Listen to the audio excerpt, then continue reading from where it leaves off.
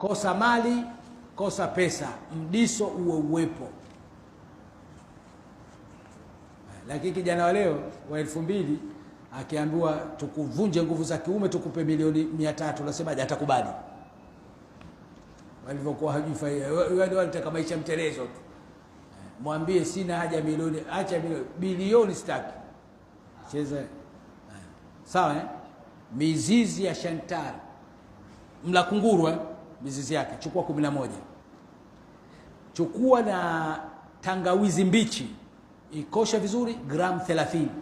Tangawizi mbichi gram 30. Itwange vizuri ile. Changanya na mizizi. Chukua na za'atar ya majani.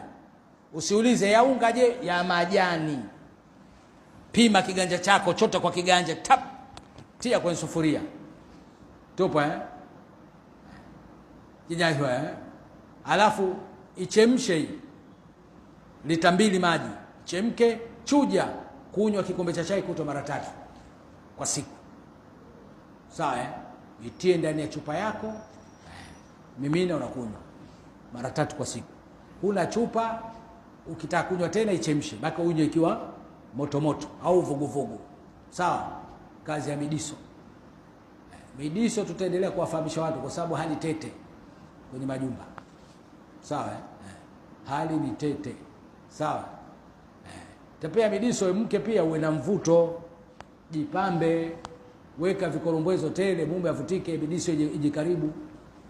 Lakini mwanamke mume anakusogelea, unanuka kikwapa toka asubuhi, huo mdiso utakuja. Anaingia ndani tu shamdai. Kuna pesa ya sara hivyo. Kijora 20,20. Harusi ya mtoto wa kakangu hivyo, nimechukua sambusa mimi 500. Kila sambusa ile ndogo tu kanifanyia 100. Shilingi ngapi hiyo sambusa? 2,200 tu. 2,000 mara 500. Hela ndogo. Asiwe huyu mwanamume mdiso utatoka. Sasa mke jiongeze. Mwaga maasumini kwenye kitanda. Bustani ya kitandani ile ikajae. Sasa nukia kila kona, jiachie. Vaa mavazi tata kwa mumeo. Kwa hivi.